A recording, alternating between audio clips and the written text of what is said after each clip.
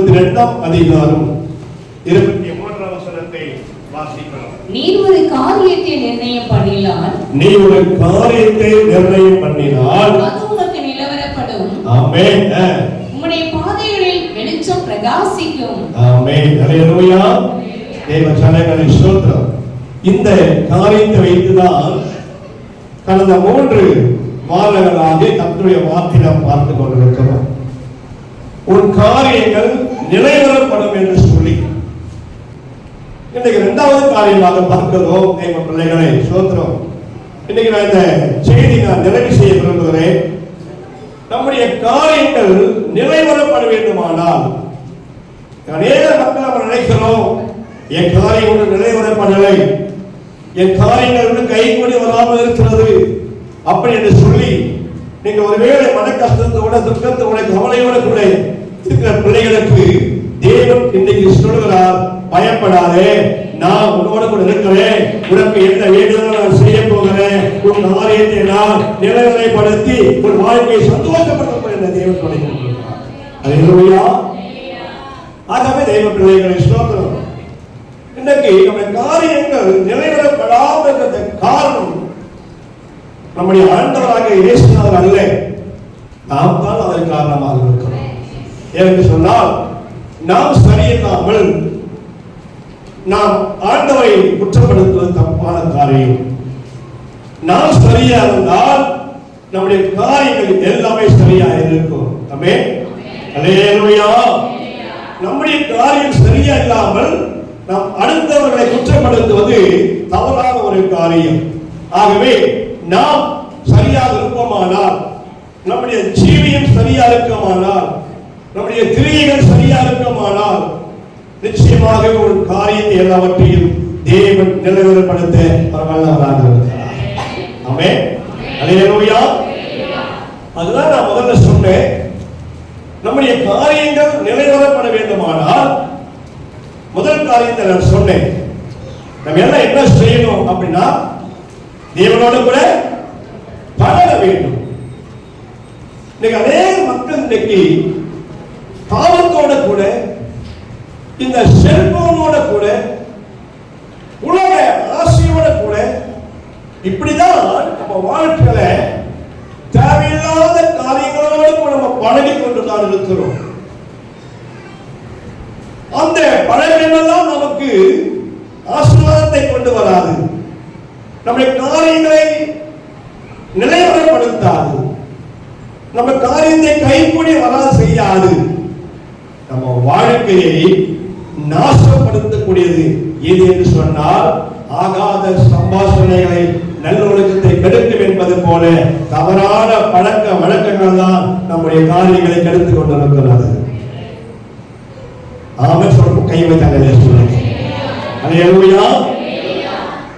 ஆகவே அப்ப நம்ம யாரோடு கூட பழகினால் நம்ம காரியம் நிலைநிலைப்படும் என்று சொன்னால் பைபிள் சொல்லுது, அவரோடு கூட பழகி சமாதானமாக இருங்கள், அதனாலே உங்களுக்கு நன்மை உண்டாகும் என்று சொல்லி, அப்ப ஆண்டவரோடு நம்ம பழகி கொண்டிருக்கோமானால் தேவன் நமக்கு நம்முடைய காரியங்கள் எல்லாவற்றையும் நன்மையாய் மாற்றுவது மாத்திரமல்ல, நம்ம காரியத்தை எல்லாம் நிலைவரப்படுத்தி நம்ம வாழ்க்கையை ஒரு பெரிய மகிழ்ச்சிக்குள்ளே கொண்டு வரும்படியாய் அந்த காரியங்கள் இருக்கும். ஆமென். 2வதாக சொன்னேன், நம்முடைய காரியங்கள் நிலைவரப்பட வேண்டுமானால் 2வது ஒரு காரியம் நம்முடைய அக்கிரமத்தை தூரப்படுத்துங்க. நம்முடைய அக்கிரமம், உங்கள் பாவங்களே உங்களுக்கும் தேவனுக்கும் நடுவாக பிரிவினை உண்டாக்கி அந்த பிரிவினாலே நம்ம காரியம் நிலைவரப்படாதபடிக்கு வருத்தத்தையும் சஞ்சலத்தையும் கொண்டு வந்து வேதனையை கொண்டு வந்து கடைசியில அந்த ஆதாமும் ஏவாளும் எப்படி நிரந்தரமான ஒரு ஆசீர்வாதத்தை இழந்து தவிக்கிறார்களோ அதே போல நம்ம வாழ்க்கை அப்படி ஒரு தவிப்புக்குள்ளே போய்விடும் என்று சொல்லி நாம் பார்த்தோம். ஆகவே நம்முடைய அக்கிரமங்களை தூரப்படுத்தி விட்டோமானால் நம்ம காரியங்கள் நிறைவேறப்படும் என்று சொல்லி பார்த்தோம். 3வது ஒரு காரியத்தை நாம் பார்த்தோம், நம்முடைய காரியங்கள் நிறைவேறப்பட வேண்டுமானால் 3வது காரியம் நீங்கள் மனம் திரும்பினார். ஆமென். அல்லேலூயா. அதுதான் வாசகத்தை பார்க்க வேண்டாமா? நீங்க மூன்றாவது காரியத்தை பார்க்கிறோம். யோபுவின் புஸ்தகம் 22ஆம் அதிகாரத்துல 23ஆம் வசனத்தை வாசியுங்கள். நீ சர்வ வல்லவரிடத்தில் மனம் திரும்பினால் திரும்ப கட்டப்படுவீர். நல்ல கவனிங்க. நீ சர்வ வல்லவரிடத்திலே மனம் திரும்பினால் திரும்ப கட்டப்படுவீர். அப்ப நம்முடைய வாழ்க்கையில உடைந்து போன காரியங்கள், நிர்மலமாக்கப்பட்ட காரியங்கள், பிரிந்து போன காரியங்கள், கண்ணீர் வடிக்கிற காரியங்கள், நெருக்கத்தின் மத்தியில வாழ்கிற காரியங்கள், இது எல்லாவற்றையும் கர்த்தர் நமக்கு நன்மையாக மாற்றி திரும்பவும் நம்ம வாழ்க்கையை தேவன் கட்டி எழுப்ப வேண்டுமானால் நாம் மனம் திரும்ப வேண்டியது அவசியமாக இருக்கிறது. ஆமென். அல்லேலூயா. அநேகரை நினைக்கலாம், ஐயா நாம் எல்லாரும் இப்பொழுது மனம் திரும்பிதானே ஞானஸ்நானம் எடுத்து நாம் தேவனுடைய பிள்ளைகளாக நாங்கள் வாழ்ந்து கொண்டிருக்கிறோம். உண்மைதான். ஆனால் உங்களுடைய மனம் சோதரம் தூரமாக இருக்கிறதை கர்த்தர் பார்த்து கொண்டிருக்கிறார். உங்களுடைய சரீரம் தான் கிறிஸ்துவுக்குள்ளே மாறி இருக்கிறது. உங்களுடைய சரீரம் தான் தேவனுக்குள்ளே மாறிக்க தவிர உங்களுடைய இருதயமோ எகிப்துக்கு திரும்பிக் கொண்டிருக்கிறது. இஸ்ரவேல் மக்களுக்கு எல்லாருக்கும் பெயர் என்ன தெரியுமா? இவங்க தேவனுடைய பிள்ளைகள் என்று சொல்லி இவங்க எல்லாரும் கர்த்தருக்காகவே தன் வாழ்க்கையை அர்ப்பணித்தவர் என்று சொல்லி. ஆனால் பைபிள் சொல்றது அவருடைய இருதயமோ எகிப்துக்கு திரும்பினது. ஆண்டவரோடு கூட இருக்கிறார்கள், ஜெபிக்கிறார்கள், வேதம் வாசிக்கிறார்கள். ஆனால் அவன் இருதயம் தேவனோடு இல்லை, தேவன் பக்கமாய் திரும்பவில்லை. அவன் இருதயம் எகிப்து பக்கமாக திரும்பி இச்சைகளுக்கும் பாவங்களுக்கும் தன் இருதயத்தை ஒப்புக்கொடுத்து கடைசியில அவன் வாழ்க்கை எப்படி போனது என்று சொன்னால், காற்றிலே அடிபடுகிற, காற்றிலே அலைபோகிற ஒரு மரத்தை போல அவங்க வாழ்க்கை வந்து கொண்டிருக்கிறது. ஆகவேதான் பைபிள் சொல்றது, தெய்வ பிள்ளைகளை மேலும் மனம் திரும்பினால் திரும்பமாக ஒரு வாழ்க்கை கட்டப்படும். அப்போ மனம் திரும்பாதபடினால், மனம் திரும்பாமலேயே அவங்க ஏன் அப்படியா இருக்கிறான்னு சொன்னால், அவங்க இச்சை காரியங்கள், உலகத்தின் ஆசை, உலக இச்சை, பொருளாதாரத்தின் ஆசை, இது எல்லாம் பாவத்தில் தலை கொண்டிருக்கிறது. இன்றைய தெய்வ பிள்ளைகளை சோதனை கடைசியாக நாம் பார்க்கும் பொழுது, நீங்கள் மனம் திரும்பினால், அப்ப மனம் திரும்புவதற்கு என்ன வழி? ஆமென். அல்லேலூயா. கடைசியாக நாம் பார்த்து முடிக்க போகிற செய்தியே, மனம் திரும்புவதற்கு என்ன வழி இல்லையா சொல்லுங்கள், நாங்கள் ஏற்றுக்கொள்கிறோம். ஆகவே இன்றைக்கு பைபிள் சொல்றது பாருங்க, வாசிங்க. நீதிமொழியின் புஸ்தகம் 4ஆம் அதிகாரம் 4ஆம் வசனத்தை வாசிங்க. அவர் எனக்கு போதித்து சொன்னது, உன் இருதயம் என் வார்த்தைகளை காத்துக் கொள்ள கடவது, உன் இருதயம் என் வார்த்தைகளை காத்துக் கொள்ள கடவது, என் கட்டளைகளை கைக்கொள், அப்பொழுது பிழைப்பாய். அப்பொழுது பிழைப்பீர்கள். அல்லேலூயா. உன் இருதயம் என் வார்த்தைகளை காத்துக் கொள்ள கடவது, அப்பொழுது நீ பிழைப்பாய். தேவ சனங்களே, கர்த்தருடைய வார்த்தை சொல்கிறது, உன்னுடைய இருதயத்திற்குள்ளே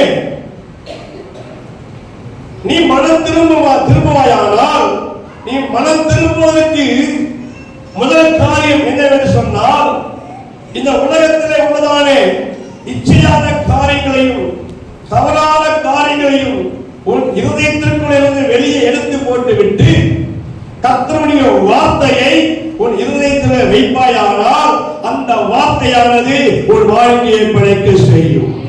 அல்லேலூயா. கலாத்தியர்ல வாசித்தோமே, கலாத்தியர்ல வாசித்ததானே அத்தனை தவறான காரியங்களை தூக்கி வெளியே நிறுத்தி விட்டு, இப்போது நீங்கள் எதை நீங்கள் உங்கள் இருதயத்தில் வைக்க வேண்டும் சொன்னால், கர்த்தருடைய வார்த்தைகளை. என்று சொன்னால் இந்த வார்த்தை என்ன இருக்குமா? ஜீவன் என்று சொன்னேன். ஆகவே கவனிங்கள், ஒரு மண்ணுக்குள்ளே ஒரு விதை நம்ம பதைப்போம் என்று சொன்னால், அந்த மண்ணும் விதையும் ஒன்றாக இணையும் பொழுது அதுக்குள்ள ஒரு ஜீவன் உண்டாவது போல கர்த்தருடைய வார்த்தை நம்முடைய இதயத்திற்குள்ளே இருக்குமானால் அந்த வாழ்க்கையிலே ஒரு ஜீவன் உண்டாகும்படியாக தேவன் கிருபை கொடுக்க வல்லவராக இருக்கிறார். ஆகவே பைபிள் சொல்றது மனுஷன் அப்பத்தில் மாத்திரம் அல்ல, கர்த்தருடைய வார்த்தையினாலே அவன் பிழைப்பு உண்டாகும் என்று சொல்லி தேவ ஜனங்களே, ஆக நம்முடைய வாழ்க்கையில கர்த்தருடைய வார்த்தை நம்ம இருதயத்திலே இருக்குமானால், அந்த வார்த்தை நம்ம இருதயத்திலே காத்துக் கொள்வோமானால் அது உன்னை தூய்மைப்படுத்தும். வாலிபன் தன் வழியை உம்முடைய வசனத்தினால்தானே, உம்முடைய வசனம் என் கால்களுக்கு தீபமும் என் பாதைக்கு வெளிச்சமாக இருக்கிறது. உன் வாழ்க்கையை செழிப்பாய் மாற்றுவதற்கும், உன் வாழ்க்கையை வெளிச்சமாய் மாற்றுவதற்கும், உன் வாழ்க்கையை பிரகாசிப்பதற்கும் எது ஆதாரமாக இருக்கிறது என்று சொன்னால் கர்த்தருடைய வார்த்தையே ஆதாரமாக இருக்கிறது. இந்த வார்த்தையை உன் இதயத்தில் வைத்திருப்பாயானால், இந்த வார்த்தையை கர்த்தர் சொல்கிறார், இந்த வார்த்தை மூலமாய் ஒரு வாழ்க்கையிலே பிழைப்பு உண்டாகும் என்று சொல்கிறார். உடைக்கப்பட்ட காரியங்கள், உலர்ந்து போன காரியங்கள், சீர்குலைக்கப்பட்ட காரியங்கள், இனி என் வாழ்க்கையே இல்லை, உடைந்து போன நினைக்கிறியா? எல்லாம் முடிஞ்சு போச்சு, அவ்வளவு ஒன்றும் இல்லை நினைக்கிறீங்களா? தேவ ஜனங்களை ஸ்தோத்திரம். பைபிள் சொல்றது, கர்த்தருடைய வார்த்தை சொல்றது, உலர்ந்த எலும்புகளை உயிரடைய செய்யமாட்டார். இன்னைக்கு உடைந்து போன உள்ளங்களை, உடைந்து போன வாழ்க்கையை, உடைக்கப்பட்ட காரியங்களை கர்த்தர் ஒன்று கூடி சேர்த்து துளிர்த்து வைக்கும்படியாக, ஜீவன் உண்டாகும்படியாக, மீண்டமாய் கட்டி எழுப்பப்படும்படியாக கர்த்தர் திருமகளுக்கு வல்லவராக இருக்கிறார். விசுவாசித்தவங்க ஆமென் என்று சொல்றவங்க ஹல்லேலூயா. கர்த்தருடைய வார்த்தை உன் பாதைக்கு தீபமாக இருக்கிறது. அது உன் வாழ்க்கையை செழிக்க வைப்பது மாத்திரமல்ல, நீங்க இடரில் விழுந்து விடாதபடிக்கு உன்னை சரியான படிக்கு நடக்க வைத்து உன் காரியங்களை கைக்கூடி வரும்படியாக நீ நிர்ணயித்த அத்தனை காரியத்தையும் நிலைப்படுத்தி ஆரத்தி எல்லாவற்றையும் உனக்கு நன்மையாக மாற்றக்கூடிய ஒரே ஒரு காரியம் இருக்குமானால் அது கர்த்தருடைய வார்த்தையாக தான் இருக்கிறது. ஆமென் ஹல்லேலூயா.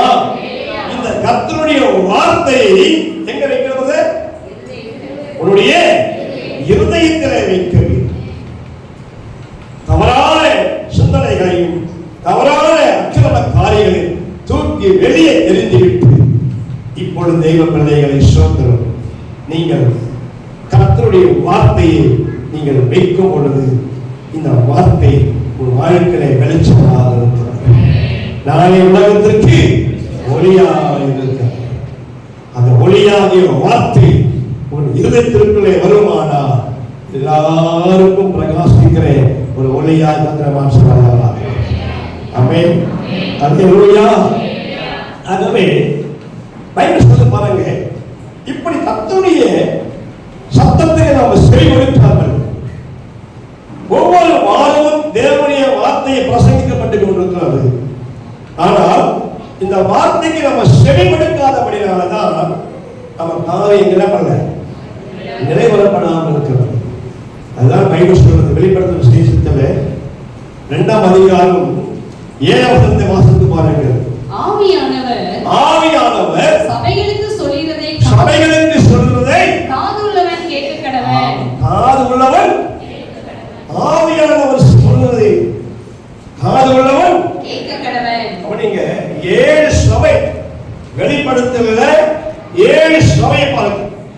அந்த 7 சபைக்கும் தேவன் சொல்லுகிறார். ஒவ்வொரு சபைக்கும் ஒவ்வொரு விதமாக தேவன் பேசுகிறார். அப்படி பேசும்பொழுது அவர் சொன்னாரு, நீ மனம் திரும்பினால், நீ மனம் திரும்பினால் உன்னிலே ஒரு குறை உண்டு, அதுதான் உன் காரியத்தை சீர்குலைத்துக் கொண்டிருக்கிறது. இதுதான் உன் வாழ்க்கையை அழித்துக் கொண்டிருக்கிறது. ஆகவே நீ மனம் திரும்பினால் இப்போது சொல்லப்படுகிற ஆசீர்வாதம் உனக்குள்ளே வந்து பலிக்கும். நீ மனம் திரும்பினால் பைபிள் சொல்றது, ஒரு சபைக்கு தேவன் சொல்றாரு, நீ மனம் திரும்பினால் மறைவாக வைக்கப்பட்ட மன்னாவை உனக்கு புசிக்க கொடுப்பேன். ஜனமே, இந்த நன்மை திருச்சபைக்கு மாத்திரமல்ல, இந்த வார்த்தையை கேட்டுக்கொண்டிருக்கிற எல்லா ஜனங்களுக்கும் தேவன் சொன்ன ஒரு வார்த்தை என்ன என்று சொன்னார். இன்றைக்கு நீங்கள் மனம் திரும்பினால், கர்த்தருடைய வார்த்தை ஒரு இதயத்தில் நீங்கள் வைத்திருப்பீர்கள் சொன்னார், உனக்கு தேவன் கொடுக்கிற ஆசீர்வாதம் என்னன்னா, நீ பிழைக்கும்படியாக உனக்காக மன்னா உனக்காக கொடுக்கப்பட்டது. ஆமென். தேவ பிள்ளைகளை ஸ்தோத்திரம். ஆகவே ஒரு மனிதன் பிரசங்கிக்கிறார், அந்த வார்த்தை கேட்ட மக்களுடைய வாழ்க்கை எப்படி மாறுது சொல்லி பார்க்கலாம். வாசியுங்கள். லூக்காவின் சுவிசேஷம் 11ஆம் அதிகாரம் 32ஆம் வசனத்தை வாசிக்கலாம். யோனாவின் பிரசங்கத்தை கேட்டு நினிவே பட்டணத்தார் மனம் திரும்பினார்கள். அல்லேலூயா. நல்லா கவனிங்க. யோனாவின் பிரசங்கத்தை கேட்டு நினிவே ஜனங்கள் எல்லாம் மனம் திரும்பினது போல இங்க இருக்கிறதான எல்லா ஜனங்களும், இந்த வார்த்தையை கேட்டுக்கொண்டிருக்கிற ஒவ்வொரு கர்த்தருடைய பிள்ளைகளும், உன் வாழ்க்கையில் நீங்கள் மனம் திரும்பினால் அந்த நினைவே பட்டணம் எப்படி காக்கப்பட்டதோ அதே போல உங்கள் வாழ்க்கை காக்கப்படும், உங்கள் காரியங்கள் நிறைவேறப்படும். உன் காரியத்தை எல்லாவற்றையும் கர்த்தர் ஜெயமாய் மாற்ற வல்லவராக இருக்கிறார். அல்லேலூயா. அவர்கள் எந்த காரியத்திலே மனம் திரும்பினார் என்று சொல்லி பார்க்கலாம். யோனாவின் சுவிசேஷம், யோனாவின் புத்தகம் 3ஆம் அதிகாரத்தில் 9-10 வாசிங்க. யாருக்கு தெரியும், நாம் அழிந்து போகாதபடிக்கு ஒருவேளை தேவன் மனஸ்தாபப்பட்டு தம்முடைய உக்கிர கோபத்தை விட்டு திரும்பினாலும் திரும்புவார் என்று கூற சொன்னார். அவர்கள் தங்கள் பொல்லாத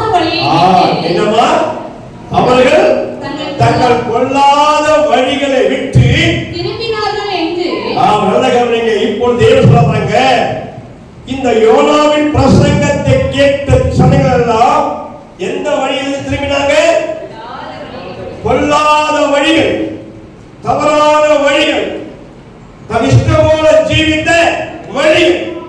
இப்ப தங்கள் பொல்லாத வழியிலே போய்கொண்டிருந்த ஜனங்கள் எல்லாம், அழிவை நோக்கி போய்கொண்டிருந்த ஜனங்கள் எல்லாம் இப்ப என்ன பண்ணாங்க சொன்னால், தங்கள் பொல்லாத வழிகளை விட்டு இப்போது மனம் திரும்புகிறார்கள். கைகளை சொல்லுங்க. அல்லேலூயா. எல்லா ஜனங்களும், குழந்தை முதற்கொண்டு பெரியவங்க வரையிலையும் தங்கள் பொல்லாத வழிகளை விட்டு மனம் திரும்பினார்கள் என்று சொல்லி கர்த்தர் கண்டபடினாலே அவர்களுக்கு செய்ய நினைத்த தீங்கை கர்த்தர் செய்யாமல் போனார். அவர் அழிந்து போக வேண்டிய, சாக போக வேண்டிய நிலைமையை கர்த்தர் சாக ஒப்பு கொடுக்காமல் அவர்கள் தேவன் பிழைக்கும்படியாக தேவன் திரும்பி கொடுத்தார். ஆமென். ஆகவே நாம் எல்லோரும் இன்றைக்கு இந்த கர்த்தருடைய வார்த்தைக்கு நம்ம செவி கொடுத்து, இந்த வார்த்தையை ஒரு இருதயத்திற்குள்ளே நீ வைத்திருப்பாயானால், நினைவே பட்டணம் மனம் திரும்பினது ஜீவனை பெற்றுக் கொள்வது போல நீங்களும் ஜீவனை பெற்றுக்கொள்ள தேவன் கிருபை கொடுக்க வல்லவராக இருக்கிறார். அல்லேலூயா. ஏனென்று சொன்னால் பைபிள் சொல்றது, நாம் சாகாத வழிக்கு, நாம் பாவத்திலே சாகாத வழிக்கு, நாம் அழிந்து போகாத வழிக்கு, நம்ம அழிவின் குழியிலிருந்து தேவன் தூக்கி எடுக்கும்படியாக தான் இயேசு கிறிஸ்துவாகிய தெய்வம் நமக்காக இந்த பூமியிலே வந்தார். நம்முடைய பாவங்களை அவர் சுமந்து கொண்டார். நாம் போக வேண்டிய பரமான இடத்திற்கு அவர் போனார். தேவ பிள்ளைகளை ஸ்தோத்திரம். பாவம் அறியாத அவர் நமக்காக பாவமானார். ஆகவே உன் மீது அன்பு வைத்த கர்த்தர் உனக்காக தன் ஜீவனை கொடுத்து உனக்கு ஜீவன் உண்டாகும்படியாக கர்த்தர் கிருபை கொடுத்திருக்கிறாரே. ஆகவே நீங்கள் இப்போது உங்கள் பொல்லாத வழிகளை விட்டு திரும்பினால் நீங்க என்ன பண்ணுவீங்க? ஜீவன் பெறுவீர்கள். ஆமென். ஹல்லேலூயா. இரண்டாவதாக மக்கள் சோதரம் வாசித்து பாருங்கள். எசேக்கியேல் புத்தகம் 18ஆம் அதிகாரத்துல 31-32 வாசிங்க. நீங்கள் துரோகம் பண்ணின உங்களுடைய எல்லா துரோகங்களையும் உங்கள் மேல் இராதபடிக்கு விலக்கி உங்களுக்கு புது இருதயத்தையும் புது ஆவியையும் உண்டு பண்ணிக் கொள்ளுங்கள். இஸ்ரவேல் வம்சத்தாரே, நீங்கள் ஏன் சாக வேண்டும்? நீங்கள் ஏன் சாக வேண்டும்? மனம் திரும்புங்கள், அப்பொழுது பிழைப்பீர்கள். ஆமென். ஹல்லேலூயா. ஏன் நீங்கள் பாவத்திலே சாக வேண்டும்? ஏன் நீங்கள் அழிந்து போக வேண்டும்? அழிந்து போவதற்கா இயேசுவிட்ட வந்தோம்? பாவத்திலே சாவதற்கா இயேசுவிட்ட வந்தோம்? அதற்காக நாம் இயேசுவை ஏற்றுக்கொண்டோம். பைபிள் சொல்றது, மனம் திரும்புங்கள், பரலோக ராஜ்யம் சமீபத்திருக்கிறது என்று சொல்லி. ஆகவே பரலோக ராஜ்யம் உனக்காய் கொடுக்கப்படுவதற்காக தான் இயேசு கிறிஸ்துவாக தேவனே பரலோக ராஜ்யத்தையே உன் அருகிலே கொண்டு வந்தார். ஆமென். அல்லேலூயா. ஆகவே தேவ பிள்ளைகளே, நீங்கள் மனம் திரும்பினால் எல்லா ஆசீர்வாதங்களையும் பெற்றுக்கொள்ள மாத்திரமல்ல, நித்திய ஜீவனை பெற்றுக்கொள்ளும்படியாக தான் கர்த்தர் உங்களை மனம் திரும்புங்கள் என்று சொல்கிறார். ஆகவே ஏன் நாம் பாவத்திலே சாக வேண்டும்? தேவ பிள்ளைகளே, நினைவே மக்கள் எல்லாம் அவர்கள் எல்லாம் பாவத்திலே சாகாதபடிக்கு, தங்கள் பொல்லாத வழிகளை சாகாதபடிக்கு எல்லோரும் வசனத்தை கேட்டபடினாலே, அந்த வசனத்தை தன் இருதயத்திலே வைத்தபடினாலே அவர் எல்லோரும் மனம் திரும்பினார்கள். பொல்லாத வழிகளை விட்டு மனம் திரும்பினபடினாலே அழிவை காண வேண்டிய அவர்கள் இப்ப நித்திய ஜீவனை காணபடியாக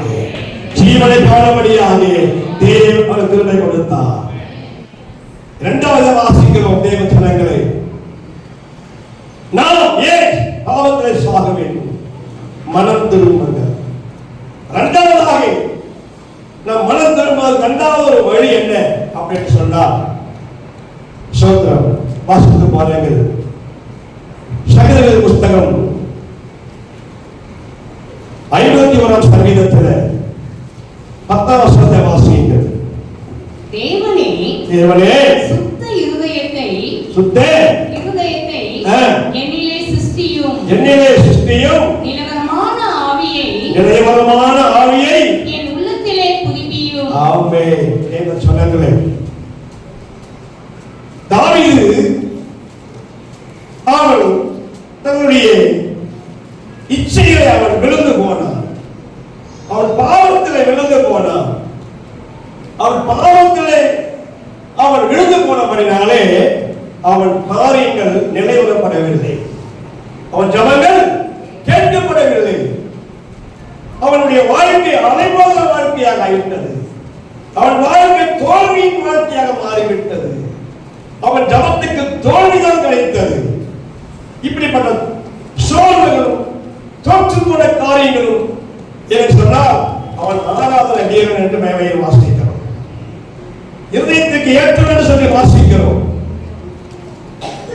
ஆனால் தாவீது தன் வாழ்க்கையிலே அவன் பாவம் செய்தபடினாலே, தவறான இச்சைகளுக்கு தன்னுடைய இதயத்தை ஒப்புக் கொடுத்தபடினாலே அவன் வாழ்க்கை தோற்று போனதாக இருக்கிறது.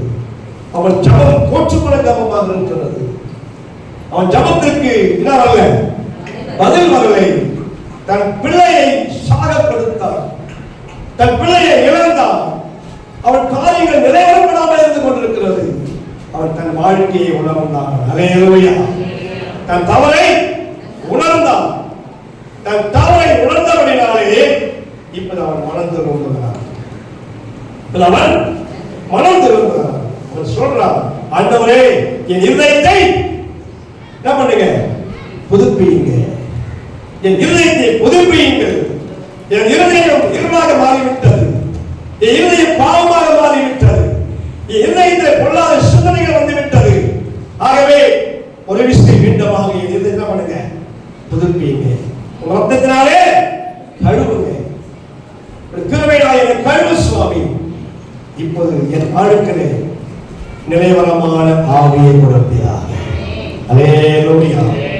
நிலைவரமான பரிசுத்த ஆவியானவரை எனக்கு நீங்க கொடுப்பீராக சுவாமி என்று சொல்லி அவன் கெஞ்சி பிரார்த்தனை பண்ணினபடினாலே என் தேவனாகிய கர்த்தர் அவனுடைய ஜபத்தை கேட்டது மாத்திரமல்ல, அவன் முழுக்க முழுக்க அவன் மனம் திறந்தவனாய் காணப்பட்டான். அல்லேலூயா. தன் தவறை உணர்ந்தான். தேவ ஜனங்களே, இன்றைக்கு உன் தவறை நீங்கள் மறைத்து மறைத்து மறைத்து உன் தவறை அநேகம் நீங்கள் மறைத்து கொண்டிருக்கிறீர்கள். உன் தகப்பனுக்கு உன் பாவத்தை மறைக்கிற, உன் தாய்க்கு உன் பாவத்தை மறைக்கிற, போதைகளுக்கு அடிமையாக, பாவ இச்சைகளுக்கு அடிமையாகிறீர்கள். உன்னை நம்பிய பெற்றோருக்கு துரோகம் பண்ணி கொண்டிருக்கிறீர்கள். ஆகவே உன் பெற்றோருக்கு நீ பண்ற துரோகத்தை ஒருவேளை உன் தாய் தகப்பனுக்கு ஒன்றும் தெரியாமல் போகலாம், உன்னை உண்டாக்கின கர்த்தருக்கு எல்லாமே தெரிந்து கொண்டிருக்கிறது. அல்லேலூயா. வாலிப தம்பி, வாலிப தங்கச்சி, இந்த வார்த்தை கேட்டுக்கொண்டு அருமை சகோதரா, அருமை சகோதரி, இன்றைக்கு உன் வாழ்க்கையில நீ மனம் திரும்பினான், இன்றைக்கு உன்னுடைய வாழ்க்கையை உணர்ந்தால், ஐயோ நான் தேவனுக்கு பாவங்களை செய்து கொண்டிருக்கிறேன் என்று சொல்லி நீ உணர்ந்து பாவ அறிக்கை செய்வாயானால் உன் பாவங்கள் மன்னிக்கப்பட்டு மீண்டுமாய் இருதயத்தை கர்த்தர் புதுப்பித்து உன் வாழ்க்கையை நிலைநிறுத்தப்படும்படியாய் கர்த்தர் மனதிறங்குகிறார். தேவ ஜனங்களே, இன்றைக்கு ஒரு வாழ்க்கை ஒப்புக் கொடுப்பாயா? இன்றைக்கு ஒரு வாழ்க்கை ஒப்புக் கொடுப்பாயா? நான் செய்வது யாருக்கே தெரியாதுன்னு நினைச்சுக்கிறேன். பாவத்தின் மேல் பாவம், பாவத்தின் மேல் பாவம், இப்படியே நம்ம போய்கொண்டிருக்குமானால் நம்மை உணராத படிக்கு, நம்முடைய நிலைமையை உணராத படிக்கு, நம்ம யார் என்று உணராத படிக்கு, நான் ஒரு கிறிஸ்தவனாச்சு, வேதத்தை படிக்கிறனே, திருமுழுக்கு ஞானஸ்நானம் எடுத்திருக்கிறனே, என் கையினாலே தேவ ரத்தத்தையும் தேவ சரீரத்தையும் வாங்குகிறனே, அந்த உணர்வு கூட உனக்கு இல்லாமல் சபை முடிந்த பிறகு உடனடியாக போய் பாவத்துக்குள்ளே போகிறாயே, அந்த பாவத்தின் சம்பளம் மரணம் என்று சொல்லுகிறது.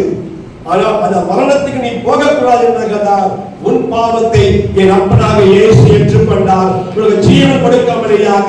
ஏன் நீ மீண்டும் மீண்டுமாய் பாவத்திலே சாக வேண்டும்?